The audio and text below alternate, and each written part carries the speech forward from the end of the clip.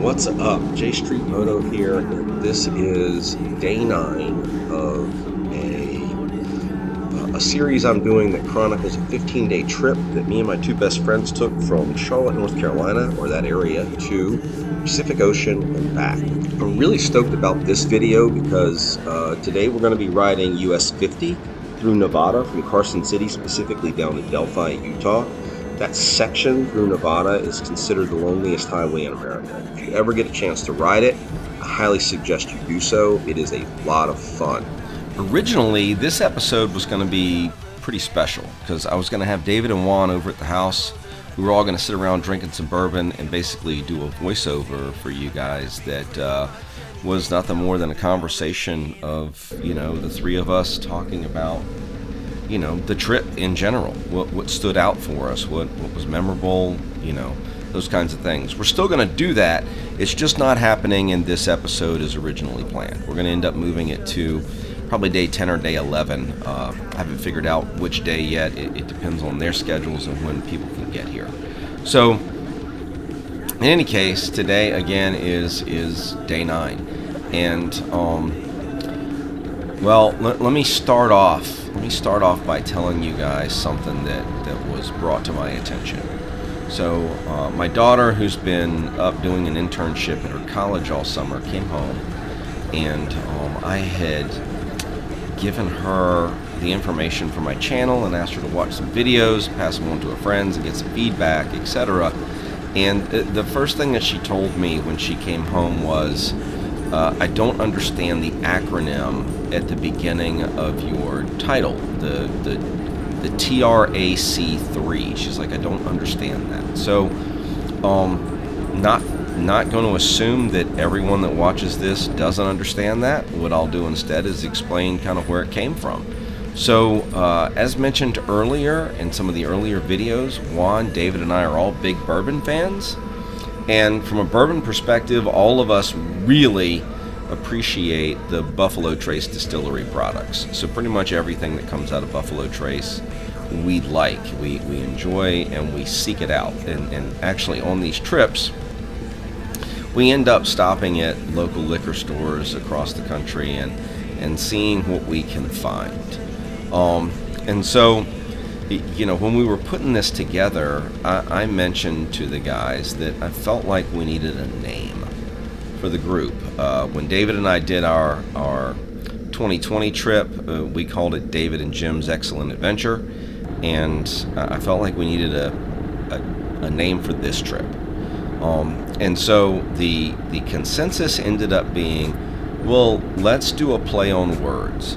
Trace is 3 in Spanish, and we all like Buffalo Trace, so let's call it Trace Amigos. But when we make the name, let's use the number 3 in place of the letter E. That made me capitalize all of the letters. So if you thought it was an acronym, it isn't. It literally is Trace Amigos, or The Three Amigos if you're old enough to remember that movie. No copyright infringements there, please, but you know what I'm getting at. So that's kind of where the name for the group came from, was the Trace Amigos. And so that explains that. Let's talk a little more about today and what's happening today. So when we planned this trip initially, back in January of 2022, we were all kind of sitting around drinking some bourbon, and we're thinking about kind of how we were going to lay it out, because we do lay it roughly out, and then we allow the weather conditions and things that we experience and people we run into who might recommend places to ride kind of adjust exactly where we're going to go. While we were planning this trip in early January, David and I asked Juan, because as we realized we were going to get to Napa Valley for our stopping point, it would have been really easy to go further north and go ahead and ride into Oregon and Washington State, so that we could kind of mark those off as places that we'd ridden the bikes while we're out there.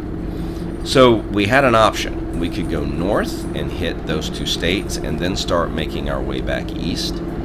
Or we could ride US50, again for David and I, first time for Juan, which is through Nevada, through the northern part of Nevada. It goes through kind of the high desert section of Nevada. It's considered the loneliest highway in America. And David and I enjoyed riding this stretch of road so much our first time to the West Coast that we kind of encouraged Juan, or told him, hey, look, dude, if you want to ride that road, we've got zero issue with riding it a second time. It's an incredible ride. It really is. Now, to put things in perspective, when David and I went through in 2020, it was right in the middle of COVID. I think the total length of the Loneliest Highway section is probably somewhere around 480 miles, and that's pretty much the width of Nevada at that elevation. And we might have passed 50 other cars the entire day, and that's cars in the lane with us as well as cars going the opposite direction. Today in 2022, we probably saw three times that number. But keep in mind, still seeing 150 cars or so in the course of 480 miles is pretty lonely.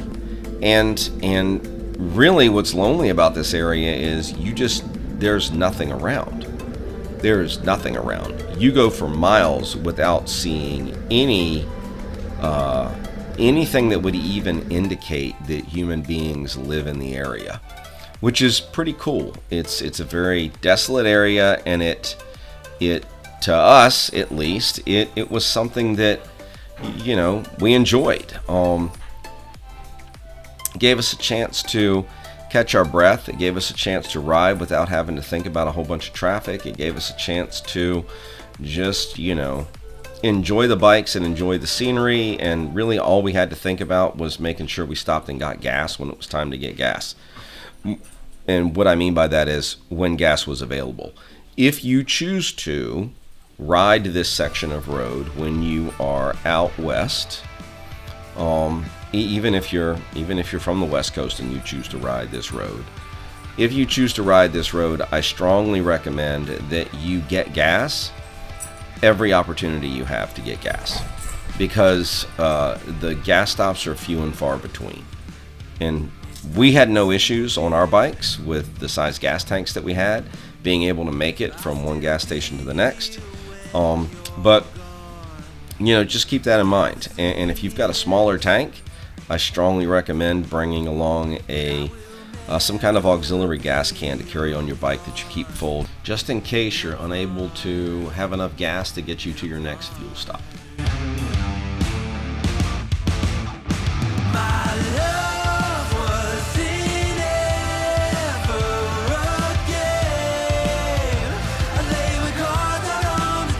So I should tell you about how David and I found this road to begin with. So in 2020, when we were having mechanical issues, and we stopped in Roswell at a Harley dealership there to have the mechanic look over the bike and see if there was anything wrong, we found out from the same guy that told us about covering as much skin as we possibly could while we were in the desert is the same one that told us about this road. You start having a conversation with people and they're like, well, what's your planned route, etc. And David and I were like, well, we're going to leave Carson City and get to Salt Lake City as fast as we can. And the dude asked us, he's like, do you have to go through Salt Lake City? And we're like, well, no, we're just trying to make our way to Denver, and that seemed like the most direct route. If you remember the 2020 trip, David and I were staying with families along the way periodically. It wasn't every single night. So, when we left Carson City, or when we left Lake Tahoe at that trip, we had to get to Denver 2 days later, and Salt Lake City just happened to be in the middle. And this guy said, well, if you don't have to stay in Salt Lake City, I suggest you just plug in Delta, Utah in your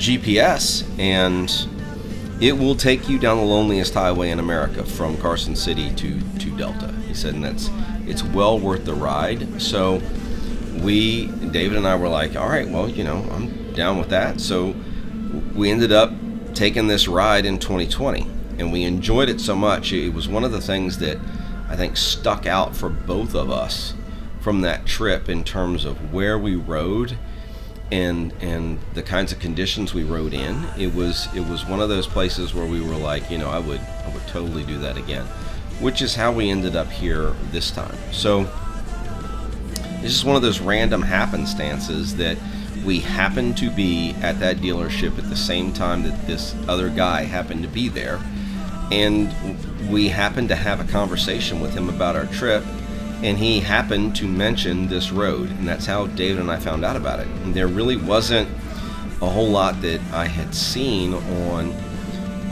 any of the social media avenues, whether it's YouTube, Instagram, whatever, about the loneliest highway. And so we really didn't know about it except for finding out about it from this other guy. So hopefully we've, this will be something that makes you think about it and say, oh, well, I'm going to be out that way.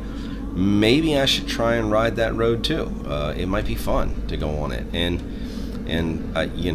It is one of the most enjoyable sections of this entire trip, just because of the lack of stress that's associated with it. I mean, you're honestly just kind of rolling along. Now, I am a little jealous of Juan this year when we went, because when David and I went the first time, there's this, you're warned before you go on this road, make sure you get gas everywhere you can.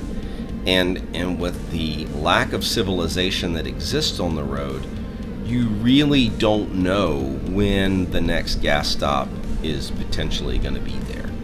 So there's this uncertainty that you live with while you're riding US50 through Nevada.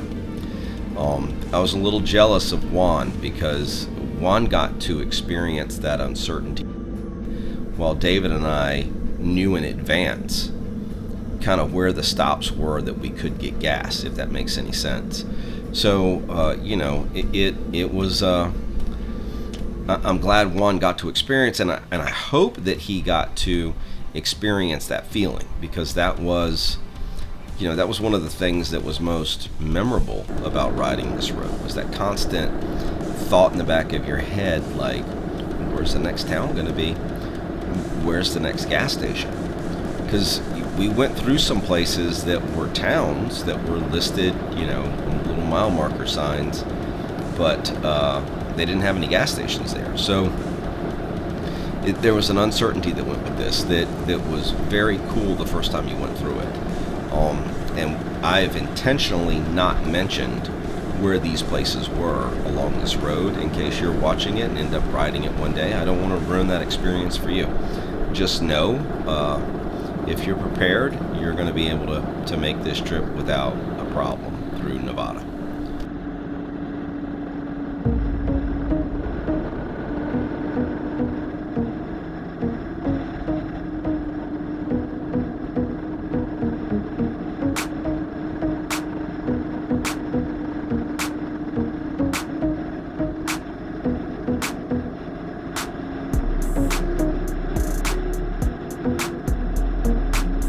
A little more about this section of US 50 through Nevada. Just to give you an idea of kind of what it's like overall from beginning to end. It's basically a long section of road that goes over and between several mountain ranges, and in between those mountain ranges are long expanses of just flat, barren desert. And pretty much every time you hit a mountain range and get to the you're having fun riding, that's about the time that you're going to run into a town, potentially with a gas station or with a place to eat. But for the most part, unless you're running through one of these towns that happen to pop up for silver mining or whatever way back when, you're alone. There isn't a lot going on. You come out of the elevations and you end up in an area like this where it's just completely flat and straight. You can see the straight road all the way to the horizon, basically where the next mountain range is, and then you know you're going to hit a town.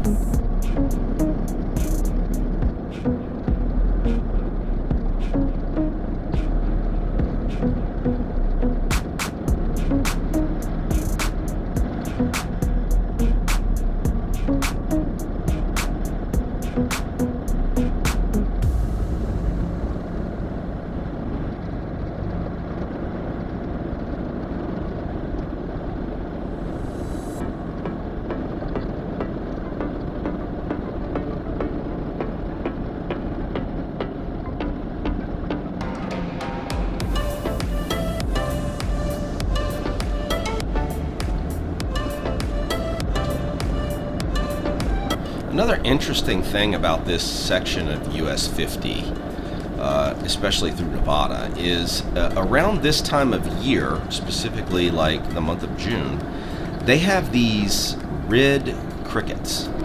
That's right, you heard me. Red crickets, grasshoppers, whatever you call them, wherever you're from. They are red, and they migrate from south to north at this time of year, meaning they are crossing this road almost constantly. And you can't really make it out in the video. There are sections of the video that I think you can see, like the red stains, what look like mud, maybe, on the road. But during certain sections, these things are hopping across the road, and it actually makes it look like the road is moving up and down. Because when I say they are migrating, there are millions of them crossing the road. And the first time David and I went through here in 2020, we were warned about it once we were on the road. One of the gas station attendants warned us about the red crickets, and that, when you hit them,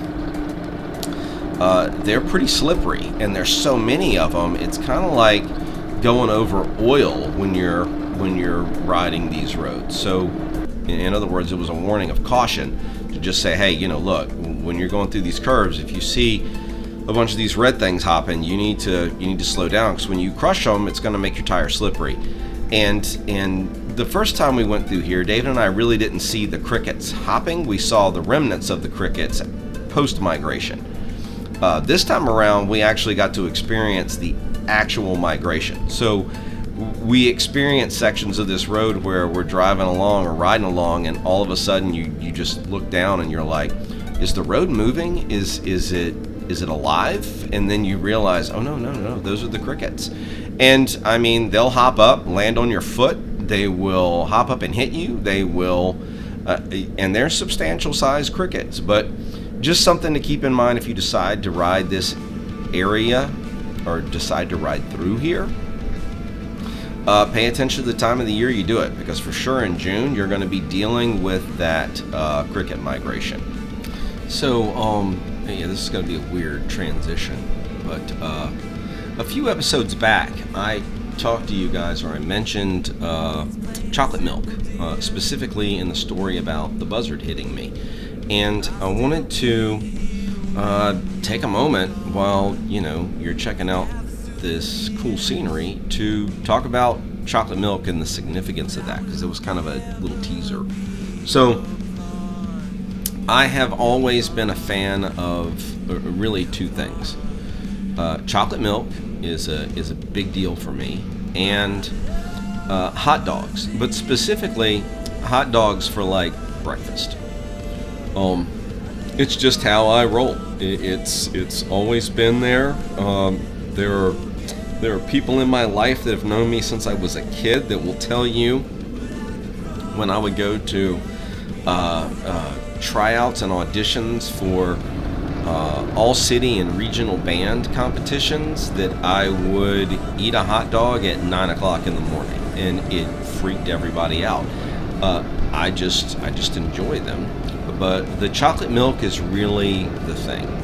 And for me, chocolate milk is it's sort of my recovery drink. I mentioned before, David and I know each other through martial arts. I train martial arts. David does as well. In fact, we both own schools, and I can tell you that I use chocolate milk to recover from a lot of my training. If you don't, you should look into it. It's really like the most pure recovery drink out there. But this isn't a health and fitness channel. So, in any case, I like chocolate milk. So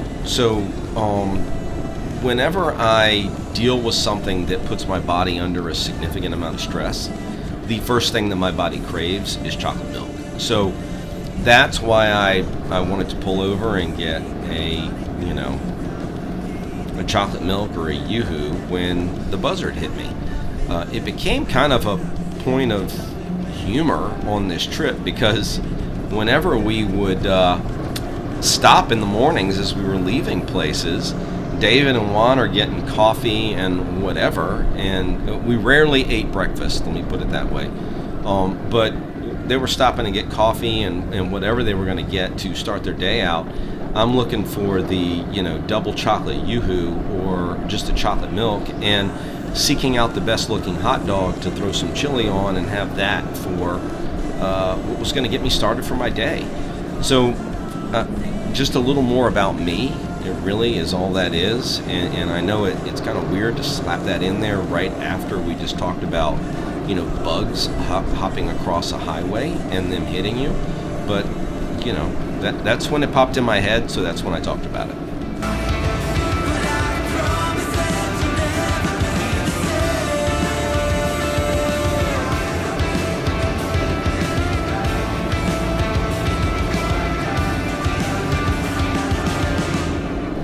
We're winding down day 9 now. Specifically, we're getting ready to finish the section of our ride today that was the loneliest highway in America.